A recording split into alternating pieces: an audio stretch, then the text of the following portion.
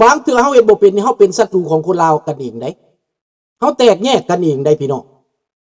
กันลุงจังพยายามเตือนเด้อเอาละ3คนนี่ก็ได้บอกไปแล้วว่านางบีซีเริ่มเข้าใจเอียงไปทางเท่ายูพอเท่ายูได้ซอยนางนี่แล้วก็เริ่มเอียงไปดังนั้นให้ระมัดระวังว่าคนลาวอพยพข้าเจ้าหนีมาด้วยเหตุผลถึกเข็นขา5 วีจากความบ่ยุติธรรมของรัฐบาลลาวมันก็เป็นเหตุผลเดียวแหละที่ให้พวกเจ้าพัดภาคบ้านเกิดเมืองนอนก็เป็นความบ่เป็นธรรมนั่นแหละนางบุญทรยังอยู่บ่ยังอยู่แต่ปรากฏว่าเรื่องโจเซฟนี่นางบุญทรบ่ปากเลยมิดเลยเทพโยซ้ำว่าให้กากินมันบ่มักดีกลุยปิ่งกสิเมนได้ก็แล้วแต่เนาะเขาก็สื่อสารเก่งนะดูจากยอดติดตามแสดงว่าวาทศิลป์ก็เขามี FC ตั้งแต่ก่อนที่เขาเป็นนั่นอันนั้นเด้ลุงก็ย่องเลยเด้เมื่อกี้นี่ว้าวเลยเด้เขามีวาทศิลป์ตั้งแต่ตอนอยู่เมืองไทยเขาอยู่เมืองไทยตั้งแต่น้อยแต่ก่อนเป็นทหารไอ้น้องโตมาอยู่เมืองไทยมาตีโตเขากับคนไทยเป็นคนยามคนหยังแล้วก็มี FC เป็นคนไทยแล้วก็เซียนกระต้อการพนันคนเซียนการพนันมีเป็นแสนเป็นหมื่นในเมืองไทยเขาก็อยากหู้ชีวิตโยมาอยู่เมืองนี้แนวใดมาอยู่แคนาดาพวกคนไทยที่หนีตายการเมืองมาน่ะก็มาอยู่แถววันโคเวอร์แถวอันเบกตาก็ไปเจอคนพวกนั้นก็เป็นกลุ่มเป็นแก๊งเขาซอยกันมาบ่ได้แม่นเหตุผลรัฐบาลลาวได้เป็นเหตุผลจากความมั่นคงของประเทศไทยนะให้ต้องเข้าใจเด้อมันเป็นคดีทวนเข้าไปมันเป็นกลุ่มของอันนั้นแหละเขาจังอุ้มไปเห็นบ่แต่ว่าพวกนั้นเขาซอยกันไว้เขามีเครือข่ายของเขาอยู่ในประเทศไทยเนาะเขาจะบ่ก้าวไกลต่อไปเอาบุกบางเถื่อบ่จำเป็นต้องเว้าถ้าเว้าเท่ากันกับสาวใส่ให้กากินโนบ่แม่นสาวใส่ได้มักดีอันใดบ่ให้ต้องเว้ามันบ่แม่นได้เฮาเปิดเผยให้คนเห็นเขาบ่ให้คนไปหลงให้เงินให้คำคนไปหลงสนับสนุนแล้วบ่ได้เกิดประโยชน์เกิดเป็นความแตกแยกเกิดเป็นความผิดเกิดเป็นลีมตอกให้แตกกันต้องเว้าได้นี่แหละลุงเว้าไทยนำแน่ถูกต้องแล้วละลุงเว้าไทยเก่งบักคุณเส้นว่าไทยได้นั่นแหละเขาก็ยุ่งยงตะแคงแตกให้ผิดกันนั่นแหละและประเทศลาวกับประเทศไทยอยากผิดกันหมด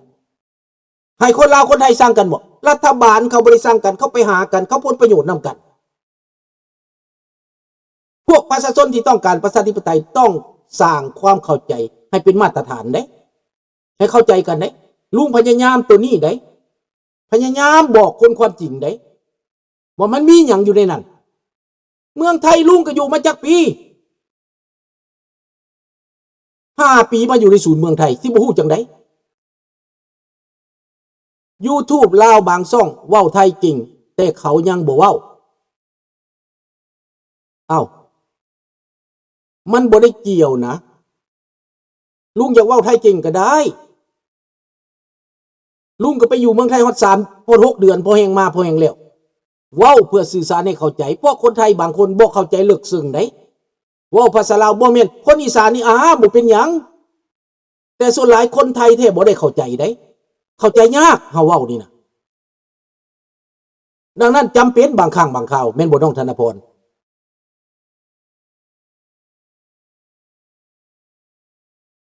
เว้าได้แต่ต้องให้มีประโยชน์บ่แม่นสร้างความบ่ถูกต้องแม่นน้องธนพรอธิบายนี่อธิบายให้เข้าใจการสื่อสารนะถ้าจะไปเว้าความลาวน้ำฝรั่งมันก็ปิ่นก้นใส่ตีเห็นบ่มันบ่เข้าใจเด้จำเป็นต้องได้เว้าภาษามันสีโบสีใบหลังคนน่ะบ่ได้ภาษามันเป็นบ่ล่ะแม่นการสื่อสารภาษานั่นน่ะสิภาษาใดก็ได้ ถ้าพูดได้เขียนได้ดีแต่คนที่เขียนภาษาไทยดิสัตคือทอนนี่ดิสัตอยู่เมืองลาวพุ่นน่ะยังเขียนภาษาไทยแล้วตีพิมพ์แป้นลาวบ่เป็นทอนเฮ็ดแป้นลาวบ่เป็นเด้เทคโนโลยีเรายังเฮ็ดบ่ได้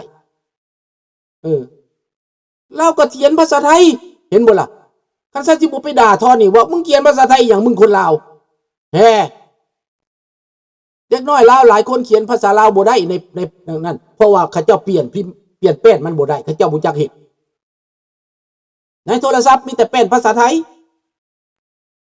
แป้นภาษาลาวเราไม่มีพอบ่ได้โหลดลงมาใส่เด้บ่ได้อินสตอลเด้เนาะ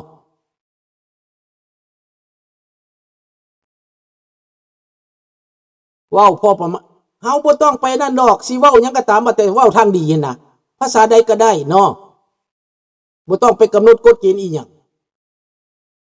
บางคนลาวเว้าภาษาเกลเด้ซั่นพวกเจ้าคือบ่ได้ไปห้ามเขาไปบอกท้องรุ่นติบ่ให้มันเว้าภาษาเกลเนาะเอาละเรื่องเหล่านี้พวกนี้ก็บอกแล้วว่า3คนนี่อยู่ในจังหวะนี้มาบัดนี้พี่น้องมาเว้าเรื่องลาวแดงบัดนี้F35จังได๋ไปนำชาวโลกเขาบ่ได้พวกคอมมินิสต์แมนลาวแดงสบายดีบรูซลาวแดงพากันจูดยาบ้าเอากระเป๋ายาบ้าจักแม่นยาบ้าหรือบ่แหละจักกระเป๋าหยังก็บ่จักแหละเอาแก๊สกันมาเลี้ยนกันเป็นต้นเป็นตั้นพี่น้องแล้วก็เอาสลงมานั่งประเทศใดเขาก็บ่เฮ็ดมีแต่ประเทศลาวนี่แหละสร้างภาพพี่น้องแม่นแล้วแต่ก่อนโทรศัพท์บ่มีภาษาลาวเขาพิมพ์แต่ภาษาไทยนั่นแหละสร้างภาพประเทศใดเขาจูดยาบ้าเขากระจูดโลดเขาบ่ได้เอาสลงมานั่งเขาบ่เซิร์นกันมาเป็นกองร้อยกองพลกองพันมานั่งเบิ่งยาบ้านั่นจูดยาบ้าเผายาบ้าสร้างภาพหลอกลวงชาวโลกนี่แหละยาบ้าแท้เอาไปขายแต่เอาแก๊สเป่ามันมาจูดมาเผาบ่มีการตรวจสอบนางลีลี่อยู่กันน่ะอยู่สิงคโปร์เปิดเผยหมดแล้วเรื่องนี้นะเปิดเผยหมดแล้วข้าพเจ้าไปฟังนางลีลี่แล้วก็เว้าไปซัมเพเฮโลของเรานั่นแหละอวดอ้างที่หังมีของเรานั่นแหละพอเราได้ผัวสิงคโปร์บางครั้งเราก็ว่าขายหอยเรานั่นแหละหอยขายให้ผัวเราเราเว้าข้าพเจ้าก็ฟังน้อยนึงเพื่อจะได้ความหูได้ความเข้าใจว่าเป็นหยังเด็กน้อยมันจังเว้าแบบนี้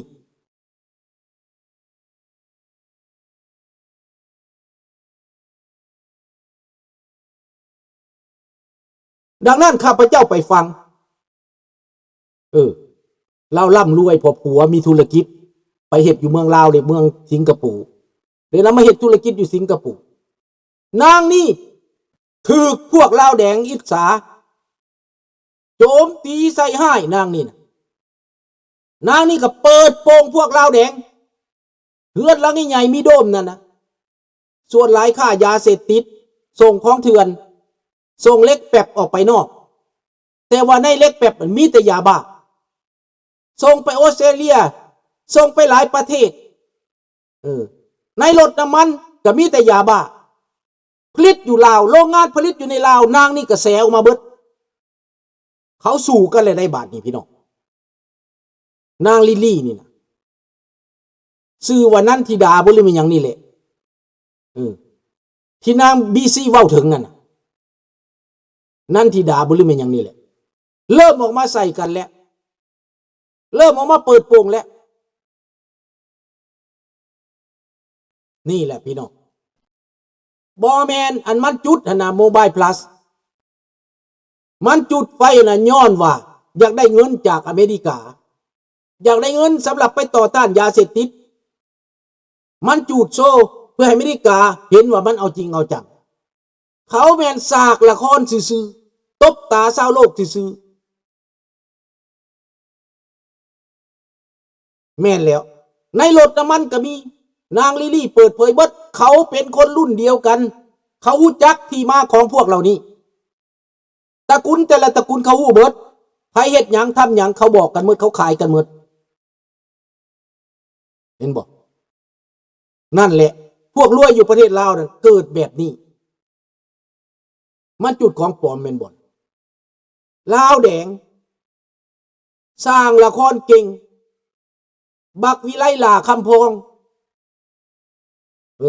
สบายดีสมฤทธิ์มันแต่งตั้งยกใหญ่หาเงินเพื่อต่างประเทศเห็นใจขอเงินมาปราบยาเสพติดแต่ว่าเฮ็ดให้คนลาวต้องติดยาเสพติดทั้งประเทศอยู่ภายใต้การปกครองของระบอบอันนี้จุดโซอเมริกาแม่นแล้วได้เงินงบประมาณอันสองมาแล้วเพื่อกบเกลื่อนความหุนแหงที่มันเข็นฆ่าฮาวีพี่น้องชาวบ้านเจียงมันตีมันฆ่าคนบ้านเจียงจนสิดับแล้วหมู่บ้านนั้นตีจนว่าคืองัวคือควายนี่มันทิ่มโทษใส่ชาวบ้านแต่ที่จริงแล้วกองทัพของมันนั้นฆ่ายาเสพติดหัวมือกับเจ้าเวยหัวมือกับผิดว่าแดงในการขนยาบ้าเข้ามาประเทศลาวสร้างบ้านป่าเมืองเถื่อนสร้างเมืองจีนคนจีนเอายามาฆ่าว่าแดงเอายามาเห็ดนี่แหละขอบใจไอดีจีแมวเนาะคนบ้านเจียงถูกตีถูกฆ่าทุกวันนี้มันจึงเอายาบ้ามาจูดอ้างว่ามันปราบยาบ้ามันใส่โทษมันซี่มือไปใส่ว่าชาวบ้านนั้นฆ่ายาบ้าชาวบ้านเอาปืนมายิงเจ้าหน้าที่ชาวบ้านใส่สิไปตีกองร้อย3 กองร้อยแตกพร้อมกันบาทเดียวว่าไปว่ามาบ่พอเหตุพอสมมันกล่าวหาว่าในพลวังเปล่ามาตีมันว่าสั่นนายพลวังเปล่าเสียชีวิตไปตั้งแต่โดนเป็น20 กว่าปีแล้วมันยังหาเรื่องไว้ในพลวังเปล่าบาทนี่มันจับไปขังตายหลายคนแล้วเพราะว่ามันตีในคุกมันทรมานมันทอดเชื่อตอกเตือทำความรุนแรงในคุกพวกมันญาติเป็นโทษพวกมันอยากกบเกลื่อนเรื่องโหดให้ป่าเถื่อนอันนี้แต่อเมริกาเขาหู้แล้วโลกเขาหู้แล้วพวกดีเอเขาหู้เบิดแล้วมันดิ้นบ่หลุดเดี๋ยวนี้มันสิเปลี่ยนรัฐบาลมันหาทางอยากเปลี่ยนรัฐบาลมันญาติแย่งกันมันสิฆ่ากันกิน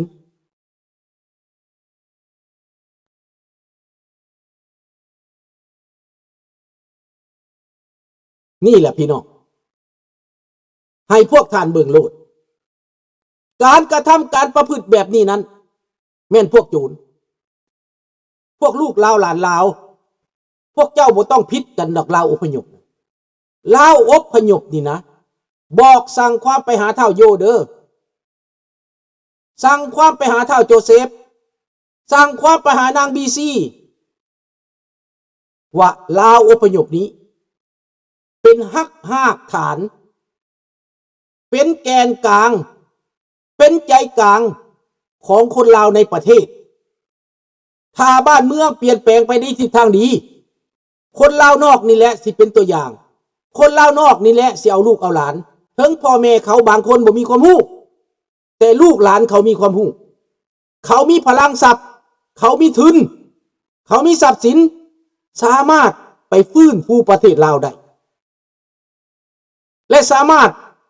ดูดดึงเอาชาวต่างประเทศไปลงทุนในลาวได้นี่ดังนั้นพวกลูกหลานนางบีซีท้าวโจเซฟท้าวโยให้พวกเจ้าตึกตองคิดพิจารณาในการปากการเว้าใส่ความโด่งดังของพวกเจ้าเกิดเป็นประโยชน์อย่าให้มามีการผิดพลาดกันอย่าให้มาแตกแยกกันอีกนี่ดังนั้นแหละพี่น้องสำหรับยาบ้าเขาทิ่มโทษใส่คนบ้านเจียงเขาเกณฑ์ฆ่าคนบ้านเจียงพี่น้องเศร้าเผ่ามุ่ง ทางภาคเหนือ